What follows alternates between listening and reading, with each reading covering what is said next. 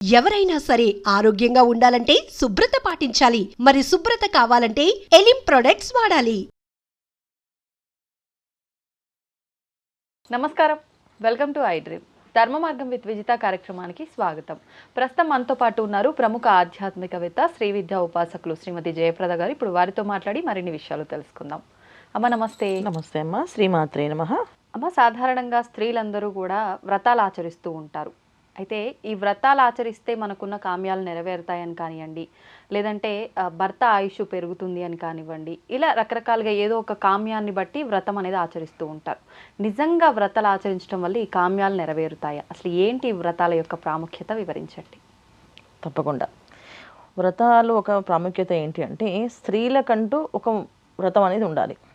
అది ఏ వ్రతం అంటే, ఫస్ట్ మొట్టమొదటి వివాహం అయిన స్త్రీకి పాతివ్రత్యం అంటే భర్త చెప్పిన మాట వినడము, భర్త చెప్పిన నడవడికలో నడవడము, భర్త అనుకున్న విధంగా నడవడం. ఇది మన పూర్వంలో ఒక 100 ఏళ్ళ నాటి విషయం అన్నమాట. అంటే ఇవాళ అడిగితే ఇవాళ చెప్తే అది ఎంతవరకు తీసుకుంటారో తెలియదు, కానీ ఫస్ట్ ధర్మాల్లో ఇది ఒక ధర్మం. సో ఈ వ్రతం ఫస్ట్ వివాహం అవగానే పాతివ్రత్య వ్రతం అంటుంది. అంటే భర్త మాట జవదాటకుండా భార్య ఉండడం, సో భర్తకు అనుకూలంగా చేసి పెట్టడం, ఆయనకి ఏ విధంగా అనుకూలంగా ఉంటుందో ఆ విధంగా వెళ్ళడం, ఆ విధంగా ప్రతిదీ అనుకరించి నడవడికి ఉండడం. ఇలా ఉండడం వల్ల ఉంటే ఏంటి అంటే, ఆమెకి ఎంత పుణ్యం వస్తుంది అంటే, ఈ జన్మ తీసుకుంటే, ఈ జన్మలో ఈ శరీరం తీసుకుంటే, ఈ శరీరానికి కొన్ని ధర్మాలు ఉంటాయి, ఈ ఆత్మ ఈ శరీరంలోకి వచ్చింది కనుక ఈ ఆత్మ చేసిన కొన్ని కర్మలు ఉంటాయి. సో ఎప్పుడైతే ఈ మాటలన్నీ పాటించి ఇవన్నీ చేస్తుందో, ఈ ఆత్మకుండే కర్మలు ఏవైతే ఉన్నాయో అవి తొలగిపోతాయి అండి. ఫస్ట్ అది వాళ్ళకి జరుగుతుంది. తర్వాత ఈ శరీరంతో చేసే కొన్ని ధర్మాలు ఉన్నాయి. ఏదైతే తల్లిదండ్రులని, అత్తమామల్ని, భర్తని, పూర్వం ఏంటంటే మనకి అత్తగారితో పాటు తోడికోడళ్ళు కుటుంబం అంతా కలిసి ఉండేది. ఉమ్మడి కుటుంబంలో ప్రతి ఒక్కరితో సఖ్యతతో ఉండడం వల్ల లక్ష్మి యొక్క అనుగ్రహం కలిగేది. అంటే లక్ష్మీ అమ్మవారు ఎక్కడ సఖ్యతగా ఉంటారో, ఎక్కడ శాంత స్వరూపంగా ఉంటారో, ఎక్కడ ఆనందంగా ఉంటారో అక్కడ ఆవిడ ఉంటుంది. సో అందుకని ఆవిడ ఆ విధంగా కరుణించేది అనమాట. సో ఈ వ్రతాల్లో ఇదొక వ్రతం.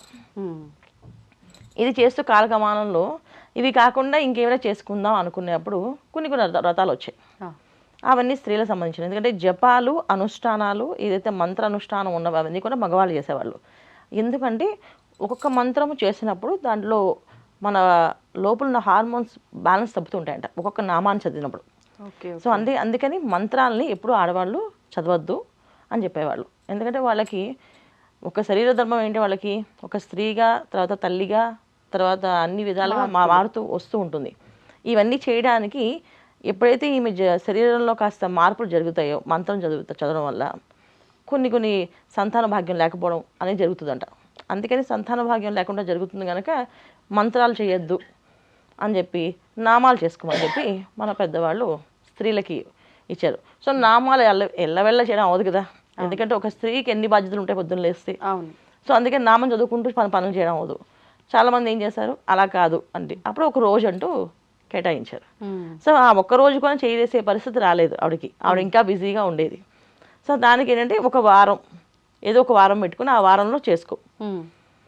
ఇది కాకపోతే ఏదైనా వ్రతం, ఒక నోము, ఇవన్నీ చేసుకునేది. నోము వేరు, వ్రతం వేరు. నోములు వేరు, వ్రతాలు వేరు. వ్రతం అంటే మనం పాటిస్తాం అనుకున్న దాన్ని వ్రతంగా పాటించడం. ఇప్పుడు 41 రోజులు దీక్షగా పాటిస్తున్నాం, దాని ఒక వ్రతం అంటారు అనమాట. మేము ఈ మాసం అంతా మౌన వ్రతం పాటిస్తున్నామండి అంటారు. సో అంటే మౌన వ్రతం అంటే ఏంటి, మాట్లాడకుండా ఉండడమే ఇది వ్రతం. సో నోము అంటే ఏంటంటే అది ఇంటి వంశ పారపర్యంగా వచ్చే నోములు, అవి నోములు. సో ఒక ఇంట్లో కేదారస నోములు అని చెప్తారు, ఒక ఇంట్లో సత్యనారాయణ వ్రతాలు ప్రతి నెల లేదా ప్రతి సంవత్సరం ఇలా చేసుకునేది తత్వం ఉంటుందండి. అంటే వాళ్ళ కుటుంబ ఆచారం ప్రకారంగా ఇవి నోములు. స్త్రీలకి సౌభాగ్యాన్ని కాపాడుకునే నోములు. వివాహం అయిన తర్వాత తన సౌభాగ్యం కాపాడుకోవడానికి కొన్ని నోములు ఉంటాయి. సో పువ్వు తాంబూలం, పండు తాంబూలం అని నోములు ఉంటాయి. సో ఇవన్నీ నోములన్నీ చేసేవి ఏంటంటే, ఇవి నోము పట్టడము, ఆ నోముని మళ్ళీ సంవత్సరంలోపు దాన్ని తీర్చుకోవడం, ఇవన్నీ నోములు మాట. ఇలా నోములు వేరు, వ్రతాలు వేరు. సో వ్రతాలు అనేది మనం పెట్టుకునే ఆచారాలు, అంటే మన ఇంట్లో మనం పెట్టుకునే ఆచారం.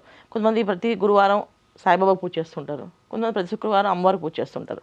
ఇవన్నీ వ్రతాల కింద వస్తాయి. శ్రావణ మాసంలో వచ్చే మనకి శుక్రవారాలు, తర్వాత మంగళవారాలు, సోమవారాలు ఇవన్నీ చేస్తుంటారు. ఇవన్నీ వ్రతాలు. శ్రావణ మంగళవారం మాత్రం నోము. సో వివాహం అయ్యాక వాళ్ళకు నోము ఉంటే వాళ్ళ నోము పడతారు అనమాట. అది శ్రావణ మంగళవారం గౌరీ నోము అంటారు. ఓకే. సో శ్రావణ మంగళవారం పూజ చేస్తుంటాం, అది నోములు. నోములు. వరలక్ష్మి వ్రతం చేసుకుంటాం, అవి వ్రతాలు, అవి అందరూ చేసుకోవచ్చు. అందరూ చేసుకోవచ్చు. ఇది నోము ఉన్న వాళ్ళే పడతారు మంగళవారాలు, ఇలా అనమాట. సో ఇలా నియమాలు ఇలా ఉన్నాయన్నమాట. మీరు అడిగిన ప్రశ్నకి నేను చెప్పుకుంటూ వస్తే, వ్రతం చేస్తే పుణ్యం వస్తుందా అంటే ఖచ్చితంగా పుణ్యం వస్తుంది. ఎలా వస్తుంది పుణ్యం అంటే, ఆ నియమం ఏది ఉందో ఆ నియమాన్ని పాటిస్తే వస్తుంది. ఆ నియమాలు తప్పేమంటే రాదు.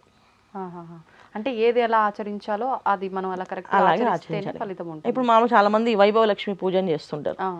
పొద్దున్నే 6 గంటలకల్లా అమ్మవారికి దీపం పెట్టి పూజ చేసి నైవేద్యం పెట్టి, మళ్ళీ సాయంకాలం 6 గంటలకల్లా దీపం పెట్టి పూజ చేసి నైవేద్యం పెట్టాలి. అది ఆ వ్రతం ఒక నియమం. సో 9 వారాలు వైభవలక్ష్మి పూజ అంటే పొద్దున్నెలా సాయంత్రం ఎలా. ఆ రోజు శుక్రవారం రోజు మొదలు ప్రారంభం చేసి మళ్ళీ 9 శుక్రవారాలు అయిన తర్వాత ఇది ఒక నియమం ఉంటుంది అన్నమాట. ఈ విధంగా పాటిస్తే ఖచ్చితంగా మనం అనుకున్న కోరిక తీరుతుంది. చాలా మంది ఒక వారం బాగా చేసి 2వ వారం 7ంటికి దీపం పెట్టి, 3వ వారం 8ంటికి దీపం పెడితే, 4వ వారం ఆ 7ంటికి దీపం పెడితే మారిపోతుంటాయి కదా. సో వ్రతం నియమాన్ని తప్పకూడదు. వ్రత నియమాన్ని మనం పాటిస్తే ఖచ్చితంగా మనం అనుకున్నవి నెరవేరుతాయి. వ్రత నియమం పాటించకపోతే నెరవేరదు. అంటే ఎందుకంటే మామూలుగా మనం తీసుకుంటే ఈ విషయము, ఇప్పుడు మీ ఇంట్లో 2 పిల్లలు ఉన్నారు, మీకు ఒక పిల్లవాడు వచ్చి నాకు ఇది కావాలమ్మా అని అడిగాడు. సో మీరు దానికి ఒక కండిషన్ పెట్టారు, నువ్వు ఎగ్జామ్లో పాస్ అవ్వు నీకు కొనిస్తాను అని. వాడు ఎగ్జామ్లో పాస్ అవ్వలేదు, కొనిస్తావా? కొన్నిసార్లు కొనిస్తారు, కొన్నిసార్లు కొనివ్వరు. కొనివ్వం. ఎందుకంటే ఎగ్జామ్ కోసం ప్రయత్నం చేసి కొంచెం ఏదో మార్క్స్ 2-3 మార్కులు తగ్గింది కదా అని చెప్పి ఇస్తాం. కొంతమంది ఏంటంటే నువ్వు ఎగ్జామ్లో ఇన్ని మార్క్స్ వస్తేనే ఇస్తాం. అప్పుడు ఏంటి, మీరు తల్లిగా కొనిద్దామని అనుకోవచ్చు మనం. కానీ పిల్లవాడిగా వాడికి ఏమనిపించాలి, నేను తెచ్చుకోలేదు కనుక నేను అర్హత లేదు. సో మనం భగవంతుడి దగ్గర ఏదైనా కోరుకున్నప్పుడు వ్రతం పాటించి నియమం కానీ కోరిక కానీ ఉన్నప్పుడు మనకి అవి చేయనప్పుడు అర్హత మనకు ఉందా అని మనం ఆలోచించాలి. నేను చేయలేకపోయినమ్మా, నువ్వు చూసి నా చూడకుండా నాకు ఇచ్చేయమ్మా అంటే అది ధర్మం కాదుగా. ఇప్పుడు మీ అబ్బాయి మార్క్స్ తక్కువ వచ్చినా మీరు కొనిచ్చారు, మీ తల్లిగా పోలే వాడు ప్రయత్నం చేశాడు కనుక నేను ఇచ్చేసాను, అది మీ ధర్మం, తప్పేం లేదు. కానీ నేను ప్రయత్నించాను, రాకపోతే నన్ను ఏం చేయమంటావు, నువ్వు నాకు కొనివ్వు అని అడిగాడు అనుకో, అప్పుడు మీకేమనిపిస్తుంది? మూర్ఖత్వం. అది కదా. అప్పుడు భగవంతుడి దగ్గర మనకు అంతే కదా విషయం. మనం చేసే పని ఏదైతే ఉందో, ఏ చర్య ఉందో ఆ చర్య పరిపూర్ణంగా చేయాలి. చేసుకుంటూ మంచిగా నియమంగా వెళ్తే అమ్మవారు అనుగ్రహిస్తుంది. సో చేయకపోయినా అమ్మవారు ఇస్తుంది. కాకపోతే చేయకపోయినా పర్వాలేదు అంటే దాన్ని ఇంతలావుగా మనం మార్చేస్తాం. అందుకని వ్రతము అంటే దానికి ఒక నియమం ఉంది, అలా చేస్తే చేయండి. ఆవిడ అడగలే కదా, నాకు నియమం పాటించి నువ్వు వ్రతం చేస్తే నేను ఇస్తాను అనలే కదా. ఆవిడ ఇవ్వాలన్నప్పుడు మనకి ఇచ్చేస్తుంది. మనకి యోగం ఎప్పుడుందో ఆ యోగం వస్తుంది మనకి. కొంతమంది దేవుడు నమ్మినా డబ్బులు వస్తాయి, దేవుడు నమ్మపోయినా డబ్బులు వస్తాయి వాళ్ళకి. అంటే ఏంటి, ఇక్కడ వాళ్ళు ఏదో కాలంలో ధర్మానికి సంబంధించిన ఏవో పనులు వాళ్ళు చేస్తున్నారు. ఇక్కడ భగవంతుడు పూజ చేయట్లేదు, వాళ్ళు ఏదో మానవ సేవ చేస్తున్నారు. ఆ సేవకు భగవంతుడు ఇస్తాడు. అంతేగాని నువ్వు నన్ను నమ్మలేదు కానీ నేను నీకు ఇవ్వను అని అడగదు అంతవిడ. ఖచ్చితంగా చేసిన సేవకి ప్రతిఫలం ఉంటుంది, మనం చేసే ప్రతి పనిలో ఉంటుంది. కానీ మనం ఏదైనా పర్టికులర్గా ఇది చేస్తాము అన్నాయి, అది ఖచ్చితంగా చేయాలి. ఆచరణ దోషం రాకూడదు. ఆచరణ దోషం వచ్చినప్పుడు మనం ప్రతిఫలం కోరుకోకూడదు.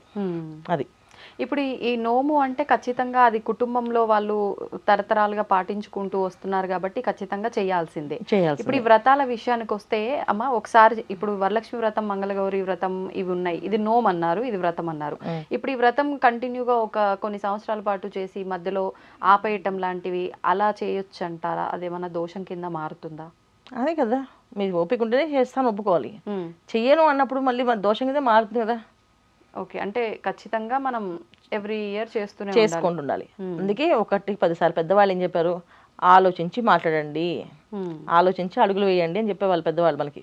వాళ్ళు తొందరపడకండి అని వాళ్ళు. తొందరపడకండి అంటే అర్థం ఏంటి, వాళ్ళు చెప్పే అర్థం ఏంటంటే మీరు తొందరపడి ఇవాళ మీకు ఓపిక ఉంది, రేపు ఓపిక ఉంటుందో ఉండదు. అందుకని 1-2 సార్లు ఆలోచించండి. మనకున్న ధర్మం ఏదైతే ఉందో అది చేద్దాం చాలు, ఇంకా కొత్తది చేస్తా అంటే మళ్ళీ మీకు అది కష్టం అవుతుందని చెప్పేవాళ్ళు. మనం ఏంటి, లేదు మాకు ఓపిక ఉంది, మాకు ఇష్టం ఉంది, చేస్తున్నప్పుడు పాటించాలి. అది ఇప్పుడు మనం ఇంటికి పిలిచి కాళ్ళు కడిగి కానీ వాళ్ళని మంచిగా నెత్తిమి పెట్టుకుని చూస్తాను చెప్తే పిలిచి మంచిగా భోజనం పెట్టి 2వ రోజు చూడడం మానేసాం అనుకోండి, వాళ్ళు ఎలా అనుకుంటారు? భగవంతుడా కాదు, మనుషులనే మనం తీసుకుందాం. ఓ మనిషి ఇంటికి రండి సార్, మీరు రండి, మా ఇంట్లో ఉండండి చెప్పాం, అన్నట్టుగా ఫీల్ అయిపోతారు. వాళ్ళు ఏంటి ఇంత బలవంతం చేస్తే ఇంత ప్రేమ చూపిస్తారు వెళ్ళి వచ్చేసారు మన దగ్గరికి. 2 రోజులు పెట్టాం మంచిగా, 3 రోజు నుంచి ఎప్పుడు వెళ్ళిపోతారు అన్నట్టుగా మనం పెట్టలేదు అనుకోండి, అప్పుడు ఏమనిపిస్తుంది? అలా భగవంతుడి విషయంలో కూడా అంతే. వ్రతము, నోము, ఆచారం అంటే ఇలాగే ఉంటుందన్న. కొన్ని పనులు మనం నచ్చకపోయినా ఆ పద్ధతులు ఇలాగే ఉంటాయి, పాటించాలి. కానీ ఈ మనం ఈ అనుకూలంగా ఉండాలని చెప్పి పర్లేదండి ఇవాళ మీరు చేయండి, రేపు ఓపిక లేకపోతే ఏది ఇచ్చినా పర్లేదు, ఏ పెట్టినా పర్లేదు అని చెప్తారు. అలా చేయకూడదు, అసలు అలా చేయదు. అలా చేయమని ఎవరు చెప్పారు అసలు? కావాలంటే హాయిగా మనస్ఫూర్తిగా కళ్ళు మూసుకొని అమ్మవారిని స్మరణ చేసుకోండి. మనసులో అమ్మవారికి అన్ని ఉపచారాలు చేస్తున్నాను అనుకోండి, ఆవిడేం వద్దని చెప్పలేదు, ఆవిడ రానని చెప్పదు. మన మనసు ప్రధానం అన్న. ఇక్కడ కళ్ళు మూసుకొని అమ్మవారి స్వరూపాన్ని ఊహించుకొని అమ్మవారి మంత్రం జపం చేస్తే మనకు ఆ ఫలితం ఇస్తుంది. ఆవిడ అన్ని ఉపచారాలు చేసి పూజ చేస్తే ఆ ఫలితము వస్తుంది. ఇక్కడ ఇది చేసినా వస్తుంది, అది చేసినా వస్తుంది. ఎంత చెట్టుకి ఎంత గాలి అన్నట్టు ఎంత చేస్తే అంత ఫలితం వస్తుంది. ఓకే, అట్లా అనమాట. ధన్యవాదాలమ్మా. నమస్తే అమ్మ. శ్రీమాత్రే నమః.